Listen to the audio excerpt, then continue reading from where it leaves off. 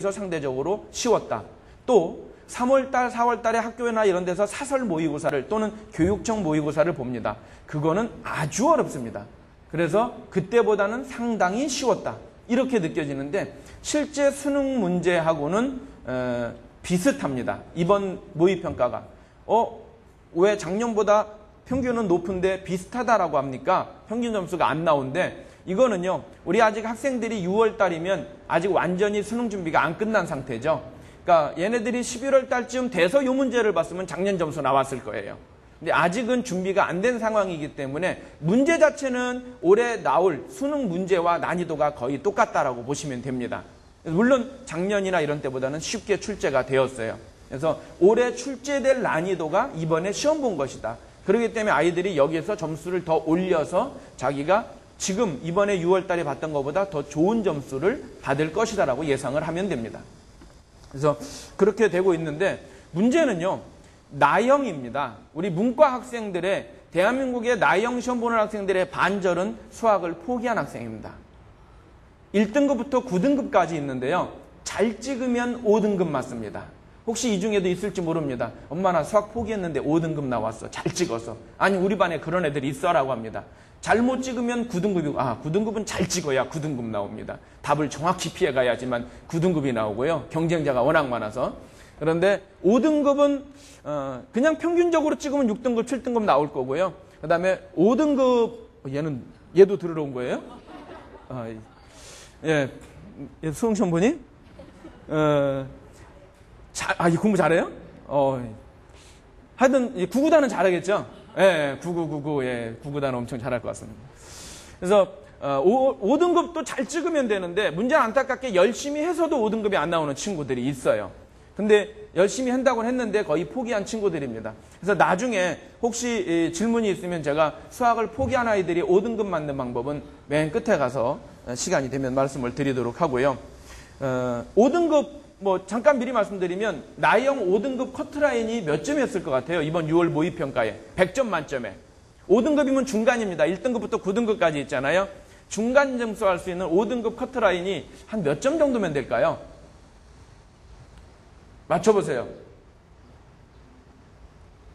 제가 선물은 드릴 게 없고 그냥 24점입니다. 네, 놀래주셔야죠. 24점. 그런데 우리 아들은 왜 5등급도 못 받니? 이런 아이들도 있습니다. 사실 잘 찍으면 24점 못 맞겠습니까? 70%가 객관식인데. 그죠? 예. 몇 문제 맞추고 나머지 잘 찍으면 5등급 맞습니다. 그래서 나형 학생들이 그렇게 중위권 학생들부터는 공부를 잘 안 하고 있다라는 얘기이고요. 그래서 전체적인 난이도를 다시 한번, 왜냐면 가장 중요한 게 6월달 모의평가, 이게 중요한 시험이었는데 난이도가 어땠다라고 하는 부분에 있어서 다시 말씀드리면 작년에 6월 모의평가 또는 3, 4월달에 모의고사 본 거랑은 비교가 안 될 정도로 쉽습니다.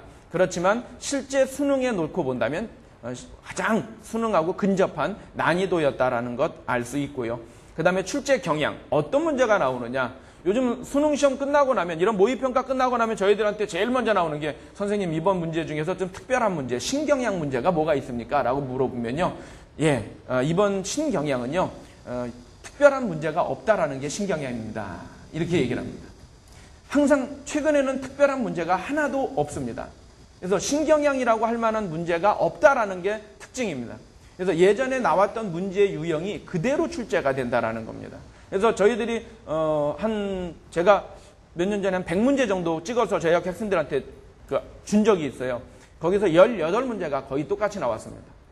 근데 제가 한 2문제 정도 더 못 맞춘 게 아쉬운데요.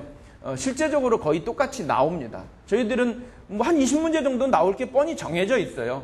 알고 있습니다. 문제가 뭐 나오는지. 제가 학생들한테 맨날 수능 전에 특집 방송을 하면은 나가서 강의를 할 때 이 얘기를 합니다.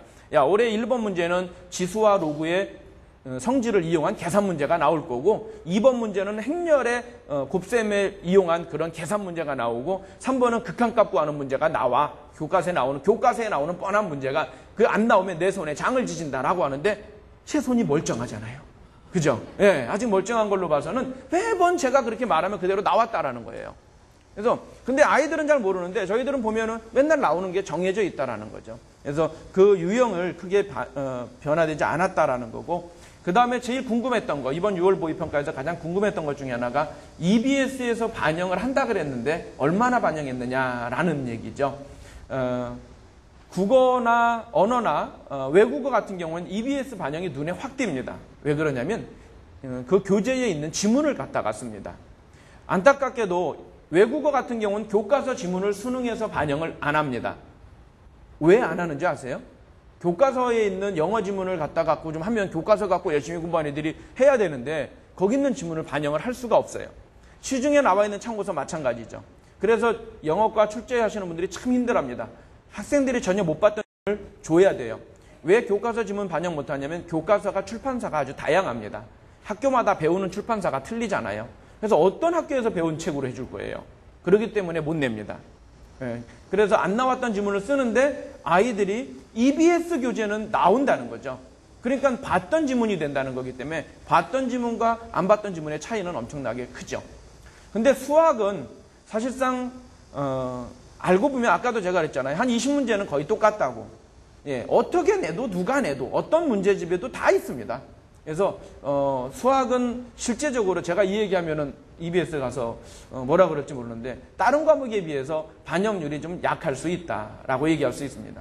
자, 그런데 불구하고 아이들이 EBS 교재 가지고 공부를 하잖아요. 공부를 하고 이게 출제될 거다라고 예상을 하고, 우리가 학교에서 중간고사, 기말고사 시험 볼 때도요, 선생님이 찍어준 거는 참 열심히 하잖아요. 그죠? 야, 요 책에서 나온대 그러면 그건 열심히 합니다. EBS 교재에서 나온대라고 하고 실제로 거기에 없느냐? 아니요, 있지요.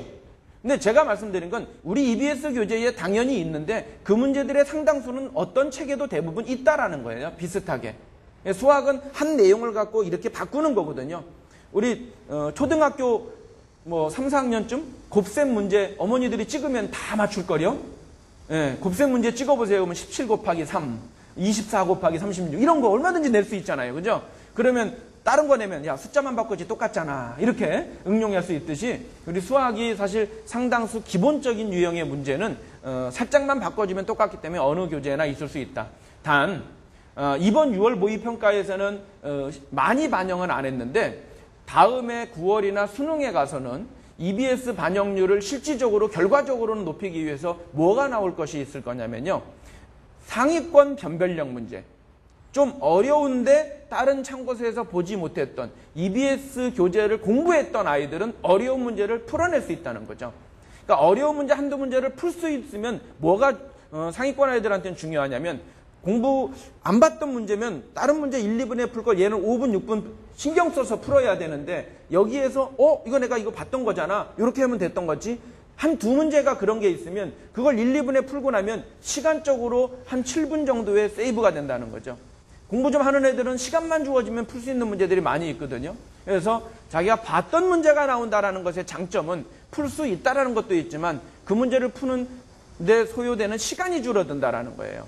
그래서 EBS 문제들을 꼭 봐야 된다. 그러니까 제가 제 아들이 올해 고3입니다. 안 그래 보이죠? 네, 안 그래 보이는데 동생이 아니고 아들이 고3인데요. 얘한테 지금까지 1학기 동안은 EBS 교재 보는 걸 그냥 보든지 말든지 냅뒀습니다. 근데 올 여름방학에는 EBS 교재 왕창 갖다 주고 이제부터는 이것만 봐 그랬습니다. 왜? 1학기 때 보면 잊어버릴까 봐요. 예, 기억을 하고 있어야 되는데 보고 나서 까먹을까 봐 이제부터는 EBS 교재로만 갖고 풀어. 왜? 어느 책을 공부해도 마찬가지일 텐데 여기 있는 거 가지고 공부하고 그게 기억에 남아서 수능에 나오면 비슷하게 나오면 해결할 수 있지 않느냐라고 얘기를 했는데 제가 어떤 책 갖다 줬는지 이따 끝날 때 말씀드리겠습니다. 어떤 책 갖다 줬는지. EBS 교재 엄청나게 많거든요. 예. 그 중에 모든 교재가 다 수능 출제 반영 교재가 아니고요. 그 중에 출제위원들이 참고로 하는 주 교재들이 있습니다. 그거 하나는 적어 가셔야겠죠, 이따가. 그죠? 반응이 좋으면 알려드리고 안 그러면 그냥 갈 겁니다. 아이, 고맙습니다. 그러면 올해 아까 이제 쭉 말씀드렸던 대로 올해 예상 난이도 유형들을 살펴본다면 9월달 똑같을 겁니다. 6월 모의평가랑 난이도 똑같을 거고요. 실제 수능 똑같을 겁니다. 이거 제가 아마 올해 수능 출제 유형이 최근과 올해 6월과 난이도나 유형이 틀리게 나온다면 그것 또한 제 손에 장을 짓는다고 이 자리에서도 말씀드릴 수 있습니다. 진짜 짓습니다. 근데 장 짓는 법을 몰라요, 제가. 이게 좀 누가 알려주셔야 지질 것 같은데, 그래서 전체적으로 변하지 않을 거라는 것, 올해는 마무리이기 때문에 그대로 갑니다. 모험을 하지 않을 것이라는 거고요. 그 다음에 이제 9월달 모의평가를 또 볼 거예요. 그러면 이제 가장 생생한 마지막 정보전이 될 건데, 그때 우리 어머님들께서 하셔야 될 일, 이런 데 오셔서 강의를 듣는 것도 좋지만 가장 좋은 것 중에 하나가 EBS에 들어가서 보십시오. 그럼 저희들이 특집 방송을 많이 해놓습니다. 여기에서는 제가 지금 혼자 와서 말씀드리지만 제가 특집 방송 같은 경우는 EBS 수학 선생님들 몇 분이서 같이 모여서 같이 토론식으로 얘기도 하고 이랬다 저랬다 얘기를 하고 이런 것들을 이런 모의평가가 끝나고 나면 꼭 방송을 합니다. 특집 방송들을. 그때 그 특집 방송에 좀 클릭하셔가지고 들어오시면은 거기에서 볼 수 있습니다. 예. 그래서 그런 방송들을 좀 참고해 주시면 좋을 것 같고요. 그 다음에 오늘 이제 주제가 6월 모의평가에 따라서 이런 분석하고 그 다음에 이 시간 이후에 여름방학 학습 전략에 대한 얘기이기 때문에 제가 지금 한 30분 됐기 때문에 이제부터는 학습 전략에 대한 얘기를 좀 하도록 하겠습니다. 어떻게 공부해야 되느냐. 집에 가서 아이들한테 야 6월달 모의평가가 이랬고 올해 수능이 이렇게 출제된대 그러면은 안 듣는 척 하면서 살짝 들어요. 그죠? 근데 공부는 이렇게 해야 된다 그러면 잘 안 들을 겁니다. 그래도 그냥 듣던지 말던지 그냥 혼자 떠들으셔야죠. 기본적으로 수학은 패턴이 정해져 있습니다. 공부하는 방법이요. 어떻게 공부를 해야 되냐면 우리 아이들도 뭐 대부분 알고 있어야 정상이지만 기본적으로 개념 공부를 해야 됩니다. 뭐 단원별로 요 단원이 어떤 행렬이면 행렬이 뭐다, 행렬이 어떤 개념이 있다라는 그런 개념 공부를 해야 되고 그 다음에 이제 3학년들이라면 고3 학생들이라면 수능을 준비하는 학생들이라면 유형별 공부를 하는 걸 해야 돼요. 그 단원이 중요한 게 아니라 단원에서 어떤 문제 출제 유형이 정해져 있습니다. 수능에 나오는 유형이 뻔한 유형이 몇 시까지 정도 정해져 있고요. 그 다음에 거기서 파생된 것들이 주어져 있는데 제가 유형을 뽑다 보면 30가지 정도 많아야 40가지를 벗어나지 않습니다. 그 유형만 가지고 유형별로 공부를 하면 돼요. 뭐 여기 좀 우리 학생 같은 경우도 있는 것 같은데 뭐 증명문제 유형이다. 그러면 그 문제 증명문제만 막 연습하면 증명문제에 대한 달인이 되는 거죠. 그래갖고 증명문제 나오면 아 이건 자신 있다 라고 나중에 뭐 통계에서 정규분포 표 나오는 문제가 나온다. 그러면 그 문제만 다 연습하다 보면 뭐야 맨날 똑같잖아. 그러면서 자신 있다. 뭐 대표적으로 무한등비급수 문제가 있다. 그러면 그 문제 똑같단 말이에요 매년. 그래서 그런 유형별로 되어 있는 유형별 학습을 해야 된다. 그리고 마지막으로 해야 될 것은 모의고사 문제들을 많이 풀어봐야 된다. 모의고사 문제는 리허설이죠. 본인이 스스로 자기의 실력을 확인해 보는 거죠. 근데 이 확인하는 모의고사는 왜 하는지를 알아야 돼요. 연습을 하는 게 아니라 3학년들이 하는 모의고사는 내가 수능 연습이 아니라 하고 나서 내가 어디에 약점이 있는가를 찾아내는 거예요. 그래서 꼭 하고 나서 할 것이 내가 어느 단원의 문제들을 틀린다. 어떤 유형의 문제들을 틀리나. 그거를 찾아내기 위한 것이 모의고사예요. 그래서 모의고사는 한 번만 보는 게 아니라 모의고사 문제집 여러 것들이 있으니까 그런 꼭 사설 모의고사를 얘기하는 게 아니라 문제집이 있어요. 뭐 10개짜리, 뭐 20개짜리 이런 모의고사 문제집들이 있으니까 파이널 문제집이라 그러죠. 이제 얼마 있으면 EBS에서 파이널 문제집이 또 나올 건데 그것을 보고 나면 30문제를 풀고 나서 문항 분석을 해야죠. 내가 어느 단원에 틀린 것들은 어느 단원이고 어떤 유형이다. 한 10개 정도 해놓고 나면 진짜 자기가 잘 틀리는 게 나오거든요. 그래서 그것들을 해결해내야 돼요. 자, 첫 번째 아까 개념 정리 말씀드렸는데 그럼 단원별로 개념을 정리하는 방법. 요거 질문이 많이 나오거든요. 선생님 제가 지금 개념이 약해요. 뭔가 좀 부족한 것 같아요. 한번 공부할 때는 알 것 같았는데 나중에 보면 모르겠어요 라고 얘기를 하고 공부를 해도 뭐가 뭔지 모르겠어요 라고 하는데 제가 아주 좋은 공부법을 하나 알려줍니다. 어떻게 공부를 하는 게 좋으냐면